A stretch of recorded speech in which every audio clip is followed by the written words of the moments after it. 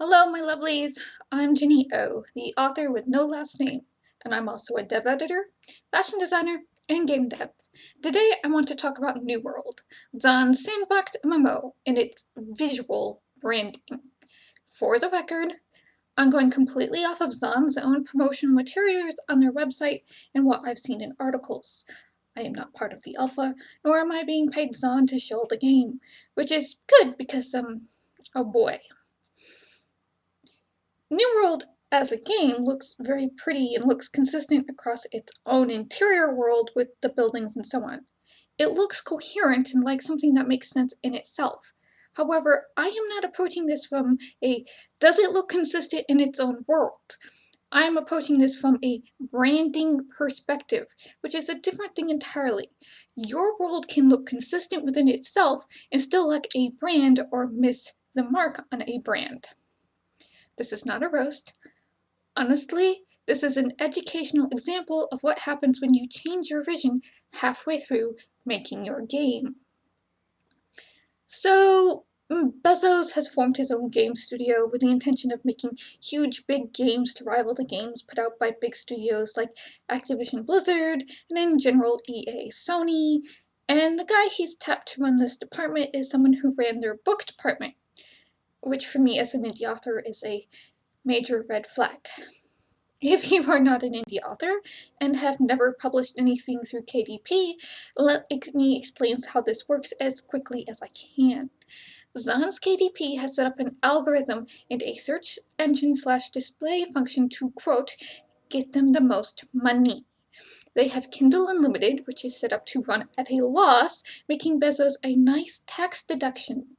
There is no quality control, scammers abound, and well, good luck finding anything unless you know exactly who or what you are looking for. The algorithm is set up to sell the modern version of pulp fiction. Authors who write to Amazon keyword trends, putting out a 40,000 word novel every 90 days and upwards of 20 books to those keywords over 5 years. These authors may actually be running 2 or 3 pen names so they can put out books in different categories.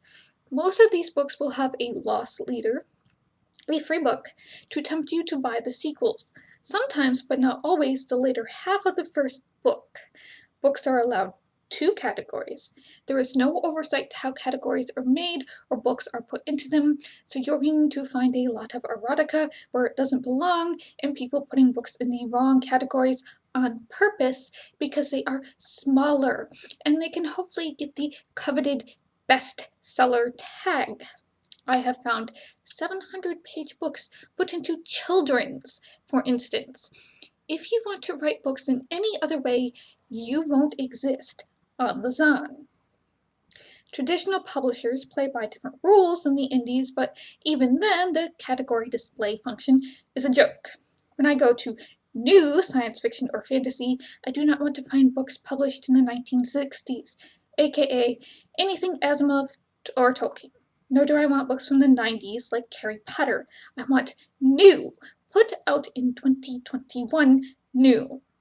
The search function is just as bad, if not worse. There are parts of it that might as well not exist because they don't give you any relevant information, and when they only display 1,200 of each search, then in a flooded market of pulp novels, you're sunk. And this is the type of person who has designed these algorithms that is in charge of a game studio. Someone who wants the most fatty, trendy, and flash-in-the-pan type of creative content to be on display. This is not how games work, because games take anywhere from 5 to 10 years to make depending on team size and budget and all those good things. Games tend not to follow trends. Games that are huge tend to set trends. Take World of Warcraft. You try to take a fad-driven corporate culture and plaster it over a creative games industry, you are most than likely going to fail. KDP and Kindle Unlimited is technically failing. So much they have created Amazon Prime in a completely different way in order to drive sales. When your book service is so bad, you have to create another service to try and make money. Something is wrong, and now you want to make video games? Obviously, thus far, Amazon Game Studios has not put out a successful game, has canceled more games than they've published, and the one big battle arena they did put out, they canceled and stopped selling within a year.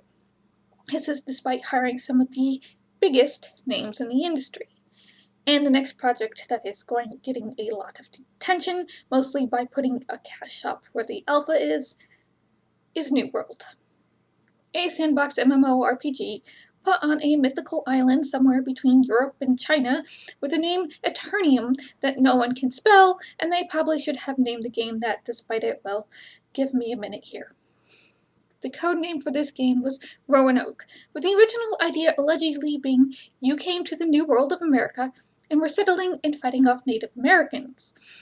It was so bad they supposedly had to have someone come in and go, "Hey, that's racist," for them to change it, except now the Native Americans are zombies.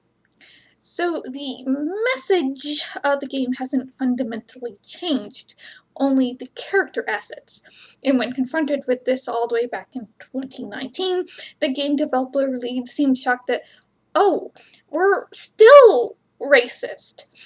Oh, Jesus, really? I mean, I don't expect much here. I have seen games that are coming out where you're supposed to be playing a Native American and fighting the settlers, and once again pushing the narrative that BIPOC cultures are barbaric, aggressive, and subhuman, which is gross and disgusting. I'm not even sure I want to touch the motorcycle game video game with a large pole, and I write about a motorcycle game.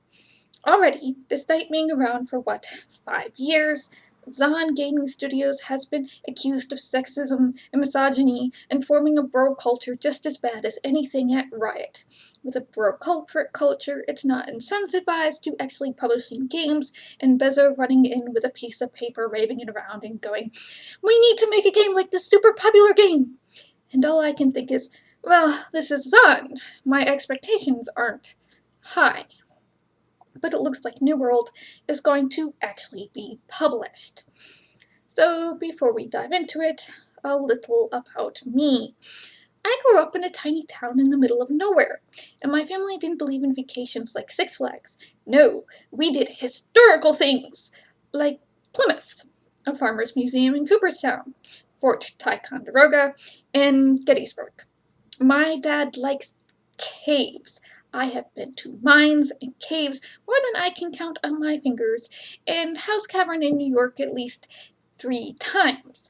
My grandfather on my dad's side was the family historian, and my grandma would joke he could remember what happened 100 years ago, but not what he had for breakfast. And their home was filled with the exact same type of antiques you'll find at any historical settler museum.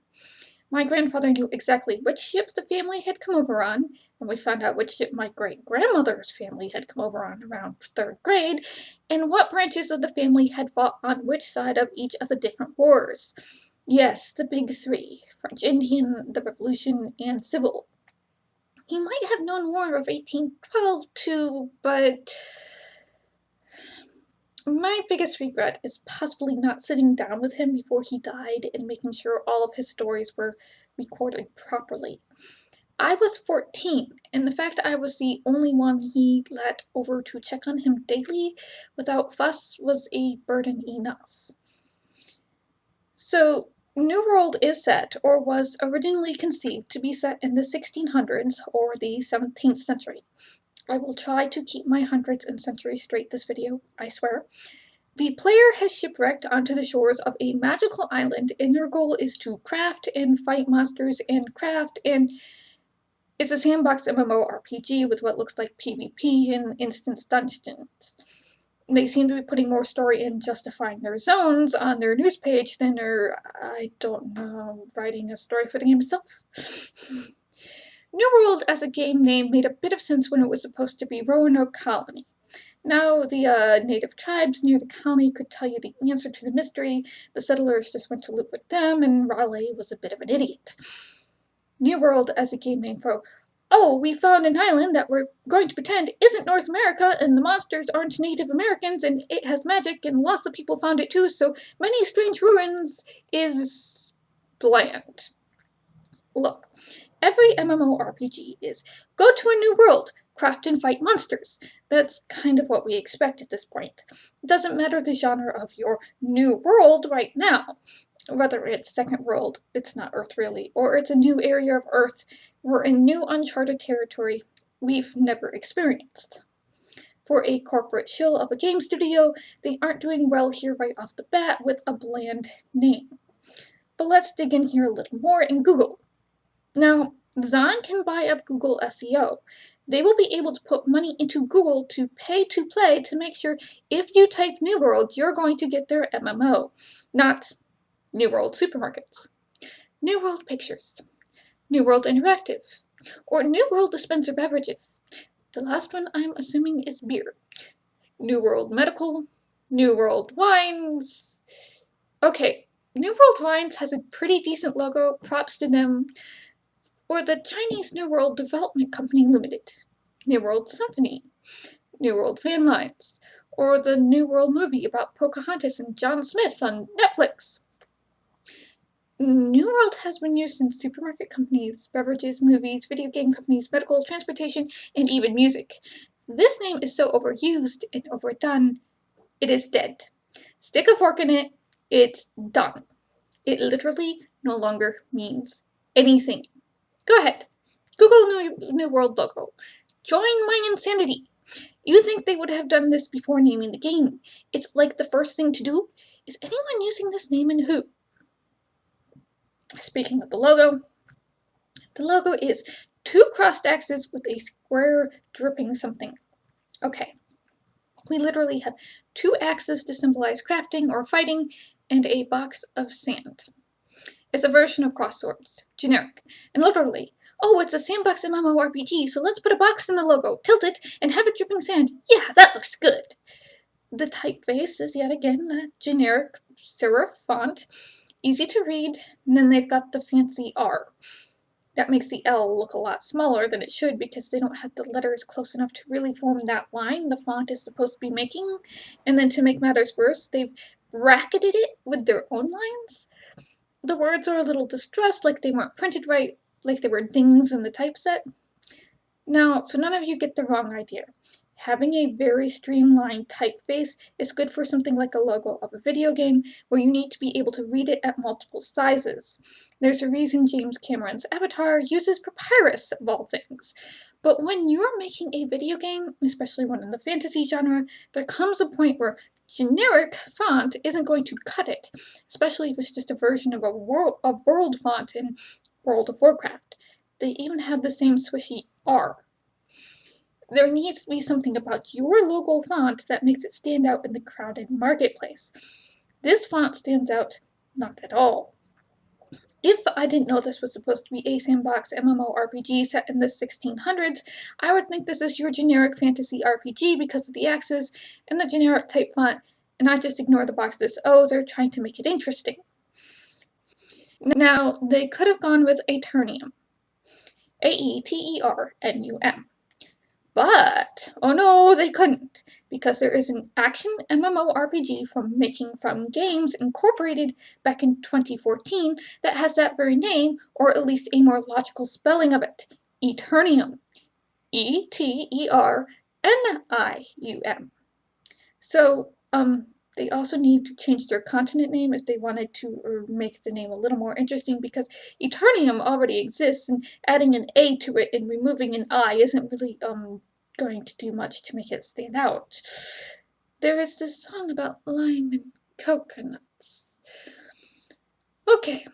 MMORPG set in the 1600s based loosely on American colonization. This is going to be cool. We're going to have frock coats and clapboard houses and brick houses and houses with one wall made up entirely of stone and log cabins and really steep eaves. Well, I was half right. There isn't a great deal of stuff about the costuming in this game so far because, well, one, this game has no classes, so they aren't showing us the armor sets. Instead, they have tier sets, but good luck finding pictures. Like, supposedly there are 50 tier sets, I can find 10, if that of them, and 2, they just aren't giving us a clear pictures of how armor and costumes are going to work. What I've seen, there is stuff based loosely on the male clothing of the time at least. I'm also seeing stuff that's very 1770s styles, American/French military costuming, maybe to invoke patriotism. The difference between something from the 1670s and the 1770s is the layers and how fitted your pants were to your legs before your hose. Trousers hadn't really been invented yet. I haven't been seeing a lot of female playable characters, which is typical, so I can't really tell you what it's going to look like there. What I have seen is, well, there is nothing at all based on female costume at the time. Pity. So far, from what I've seen, the female characters and male characters are going to be wearing the exact same thing. Now, on one hand, props for gender neutrality and less chainmail bikinis and women in armor without breast cups.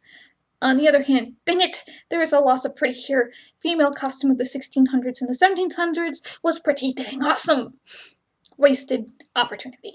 What you need to know most about 1600s to 1700s male fashion in particular, if they are throwing out female fashion, then I'll focus on the men, is that it was mostly very colorful, very gaudy, with lots of embroidery and ribbon and decorative rope trim on the hems, and well, what we consider the front closures. They didn't really have lapels back then. And things like brigandine and jacket plate and even leather jerkins were making a comeback for both practicality, in some case fencing rules as full plate armor fell out of style and was gone entirely by the later 1700s. You know, when America had their Civil War against the English and the French abused it to one-up England. Lots of brocade, lots of colors we would consider feminine in pinks, pastels, and teals. They also had strong colors like reds, yellows that deepened all the way down to mustard, and they loved orange, like a rusty orange color. Baroque, Rococo, grays, blues, and greens were also available. Fun time craziness. I am not seeing this. I am seeing the typical brown. And if they were even going Puritan, which lasted from like 1620 to 1651, with Oliver Cromwell and all that, they liked black. I've seen black tractors, which, okay, first recorded in 1619, fine, you get that one nibbled. There is armor that does look more like 1500s armor than earlier. Picture the guy in the armor with the beard, it's a very Spanish-influenced, later 1500s armor. By the 1600s, full armor had fallen out of favor, and if you wore armor at all, it was usually just a cuirass because of the rise of the gun. Armor didn't really help to protect you in any way. And if they're trying to invoke Cortez, well, that's a whole another order of not good for the racist messaging of this game, since Cortez was so scared of the Aztecs, he wiped them out. But hey, we didn't think we were being racist! And I do absolutely believe that they didn't think about it. British and Spanish imperialism is so ingrained in American culture and how good it was, we don't think about it. Christianity is one of the worst imperial religious philosophies. Like, evangelicals think nothing about going to third world countries to spread the good news. And they don't think about, those people might not need the good news and it's actually anti-biblical to be doing it. Like the Inuits outright told missionaries, if we were going to heaven as long as we did good things because we didn't know, why did you tell us? I really do blame Paul for this. I blame Paul for a lot of things. I am a fan of Jesus. I'm not really a fan of Paul, or at least the modern interpretations of Paul's writings. Anyways, so it's feeling like they had this almost unique direction, and then corporate, we must follow a fad, took over and they went, we need armor, and watered it down to a knockoff of medieval fantasy pastiche, and, well, people mostly wore brown. When any historical costume person is going to tell you, no, medieval people wore colors in such a way that we'd most likely wince. Medieval people loved color. Even peasants could easily get good color dyes from rubia or chamomile or onion skins. Outside the rules of blazon, any sumptuary laws that tended not to stick around long, and medieval monks, color was the order of the day. Yes, monks wore brown, black, white, or green depending on their order, but everyone else had the rainbow at their disposal. And because this isn't even supposed to be medieval, look, these guys didn't wear pink and orange in the most flamboyant and ornate way possible for you to ignore it. Even if they'd stuck with the 1600s to 1700s Baroque Rococo style influence and not really gone any further than that, even if they used brown, they were slightly ahead of the game and sticking out from other MMOs. Sorry, you can't use 1500s armors and then 1755 to 1776 style military uniforms and pretend you're 1600s. It doesn't average out that way. For the 1600s, they wanted the English Civil War, which for the Inquisitor tier, they at least got the hat right. Then it feels like someone picked up Lord of the Rings and we lost it. First off, I can't even tell if these buildings were already there or as new settlers, the players are supposed to be building things. I have read the description on their website like 3 times and am still absolutely baffled. Okay, I am going to preface that there were mud and wattle houses in colonial America. Most of them are gone. In fact, most people don't even know they existed, because mud and wattle as materials in the American swampland and humidity didn't last, and well, other better materials came along, so these houses were either taken down, or they fell apart, or they just don't exist anymore. So when it comes to branding, no one thinks mud and wattle houses for American colonialism. And I know that colonial clapboard houses are basically rectangles with windows and shutters, because I grew up in one that was built supposedly in the 1860s. And yes, I know that Civil War era housing had not changed. It was this blacksmith's house. My family was extremely patriotic, so his name was George Washington O. I can't make this shit up. Everyone called him Wash. So there was a fireplace in the middle of the house. My bedroom wall between my sister and I was brick. She had a cupboard that was the upstairs fireplace flue for the master bedroom over the forge. And in the south, they found a lot of clay. So they were making bricks and doing almost the exact same thing of, well, rectangles with windows, but fireplaces on both ends, because if you're using brick and not wood, it's not as flammable, and they could get away with it.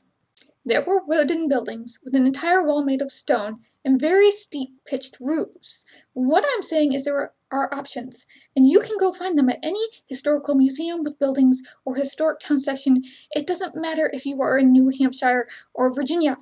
They exist. I know the game studio is probably on the West Coast, but this is Amazon. You can afford to take some trips out east to look at buildings and do fun things like watch wallpaper demos and see the big stone giant fraud. Is that still on display in Cooperstown, or did they move it? Go to Plymouth, see Salem, check out the forts, make a fun road trip vacation out of it.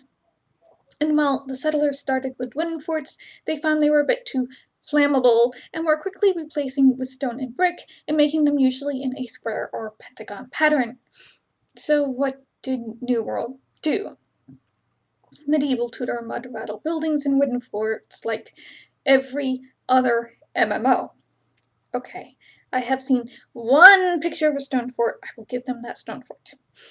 There's even a Dutch style windmill that is so stereotypical MMO. I can't even. It's unfortunate they didn't carry through with colonial architecture people recognize as colonial, even taking more inspiration from the Baroque and Rococo styles going on at the time in Europe. Georgian architecture started in 1714, which became very popular in America, especially for interiors. Then there's the Chinese-flavored Evans scale reach named after the black mushrooms, I guess. I have no idea why we suddenly have China in here unless they're trying to get the Asian market and think they have to put in an Asian-themed section to appease them. In Reekwater, a swamp-like area which has more mud and rattle buildings that would simply fall apart in a swamp, so I'm not sure these are new zones outside of Weaver's Fen, Brightwood, and Winsward. And the fantasy stuff they've added includes big crystals, obelisks, a weird snake-haired lady straight from Medusa, so they are teasing Greek and Roman mythology when the Greeks and Romans didn't get any further than Scotland and the Netherlands, dryads that are watered-down ents, and buildings with big heads split down the middle right out of 1950 science fiction drawings, the same type the original C-3PO design was conceived off of. I saw a piece of concept art that was straight of Lord of the Rings with the huge statues of the kings. I don't know if it made it into the game. And the enemies are ghosts, zombies, corrupted animals, dryads, and, well, walking skeletons, I guess. The database I found has decided they have to list every level of the same creature. So, yes, this alpha level game has a website with a creature database on it already. And the meta for the metagamers has already started, and the game hasn't even been released. I think the best thing I can say about this is they didn't try to use Wendigo and skinwalkers. The corrupted aspect of the previous settlers is bad enough, mixed with the very European, in some cases Puritan and Catholic imagery of the characters going on. Maybe if it had been a secondary world, but I'm not even sure about that. Now, here's something I just ran across randomly on the internet while watching a Tommy Profit video. This game reminds me of the cinematics from Greedfall. Greedfall is a AA studio single-player action RPG set in, you guessed it, the 17th century. Greedfall was released back in 2019. The video clip I've seen is a 17th century character tracking someone down and then being attacked by a dryad, and I was very confused because I didn't think New World had cinematics and Assassin's Creed doesn't have those types of creatures. Greedfall being released in 2019, the hype would have been started in 2018 or so, around the time New World was being told, hey, you're racist, and needed a new direction, and Greedfall got pretty rave reviews. Now, I'm not saying it was conscious, but it seems rather strange and coincidental to me that around when Greedfall came out, New World became this, why not make it an open world MMO fantasy of 17th century? As a creator, I know these things can be coincidental. On the other hand, if Bezos is really running and going, let's make a game like this popular game, then I get suspicious. And, well, Greedfall has one major thing New World lacks: story. So as a story player, I'd probably go play Greedfall over New World, even if New World is a live service game. Give me that juicy, juicy story. Maybe 17th century fantasy is a thing. I'd be cool with it being a thing, if it was consistently 17th and 18th century. If I had the money, and I'd probably be checking Greedfall out just to get a better indication of how they did their story and branding. New World is very pretty. I'd run around it just to look at the pretty. They have made a pretty game, and it's consistent with buildings, so overall it doesn't clash within itself, even if the buildings are more epic fantasy than American colonialism. So it's not like it's jarring within itself as a world, even if they could, throw some color at the characters and some fancy ribbons and embroidery. It's still pretty. Memorable? No? Exciting? Absolutely not. Because they only went halfway there. Your buildings are bigger and are going to stick out more than your characters, especially when you put your characters into 1500s armor here. Not very differential from any other game. Come on. Now, I can see people who enjoy PvE and PvP and massive amounts of crafting enjoying this game, because that's pretty much all there is. There doesn't seem to be any story, there's not a lot of lore, it looks like being presented, they're supposed to make their own fun. If New World keeps adding map and armor tiers and gets to adding mounts and naval battles, they might have a game that will stick around for a while. I'm not sure how long, because it's really going to depend on how much play to win versus pay to win they put in there, and I'm only seeing 2 core game loops here. So to me, it doesn't indicate a game with longevity outside the meta players. You're going to have people who pick it up for a few months, drop it for a few years, and come back. Or it's going to die a very slow and painful death, as it can't compete with everyone else after the first hype boost. I don't know how many people are in the alphas, so I can't say if there's really going to be an audience once the novelty of new MMO wears off. It's a new thing, save as the old thing. Outside of a very basic nod to 1600 styling, though there is more late 1500s armor than 1600s clothes, there's nothing really interesting or innovative about New World. Which is what I totally expect out of a culture emphasizing make money over art, creativity, and pushing the boundaries of coding and engine building. I'm not touching Lumberyard as an engine, I'm not qualified, I'm not even going there. The biggest issue I see is that the game started out with a clear vision of a mid-1600s MMORPG, and then they changed direction to make it more fantasy, and instead of going, well, what would fantasy look like in the 1650s? They went, what is the common conception of fantasy? And ended back up in Queen Bess's time, when the mid-1600s and the emerging Baroque and Rococo movements had their own very opulent, rich, and fantastical elements to them. Bright colors, tassels, lace, embroideries, and if they wanted to slip into the 1700s, this opened up neoclassical as well. This was the rise of the masquerade and the popularity of Turkish culture. In conclusion, while they started out strong, I feel New World is a bit of a missed opportunity to play with a new look for fantasy, and it's unfortunate. Maybe you agree with me, maybe you don't. Thanks for listening. Take care of yourselves, bless, stay safe, and as always, I'll see you in the next video.